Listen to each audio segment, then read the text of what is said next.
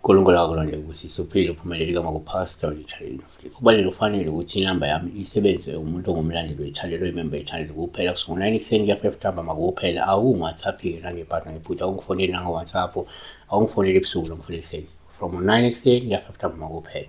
From Monday to Friday kuphela. Saturday ngibhizi, Sunday ngisontweni sibheka la umxolisi Xaba pastor weningi ngiyabingelela egameni lenkosi sawubona. Ngicela ukubuza-ke ukuthi usho ukuthini uPhupha upheka inyama ebovu? uPhupha-ke epheka inyama ebovu. She was cooking a red meat. Yes, well, you can say number one. Ngokuqondile uma uphupha inyama ebovu uphawu olungaba luhle uma uyipheka olungabuye lukhombe nje ukuthi ngenzeka uzokwazi ukufeza izifiso zakho uphinde uphumelele uzenzele imali noma inzuzo uma le nyama uyipheke yavuthwa kahle yabona.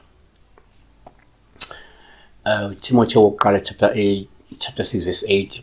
Kepha uma sinokudla nesambatho asaneliswe yikho. Ezekiel 24 verse 10. Fumbele izinkuni ukhwezele umlilo ubilise inyama woma umhluzi. Kalamahube 128 verse 2. Ngoba-ke uyakudla ngomsebenzi wezandla zakho uyakuba nenhlanhla nempumelelo. Number 2. Kwesinye isikhathi uma uphupha inyama ebovu uphawu elingaba lobo uma uyipheka uma ingavuthwa. Uyipheka kwathi epheka yiluka yivuthwa. Lokho sekusho ukuthi ngenzeka uzohluleka ukufeza izifiso noma ukuphuthula ngempumelelo inhlelo zakho. Usho ukuthi okwenzayo angeke kulunge. Azivale ukuthi number 3. Kuyenzeka uma uphupha inyama ebovu ube uphawu olubi uma uyipheka nje. Osuke likhomba ukuthi ngenzeka ukhona umkhuhlane noma isifo esingahle sehle ngokukhulu ukuzuma maduze.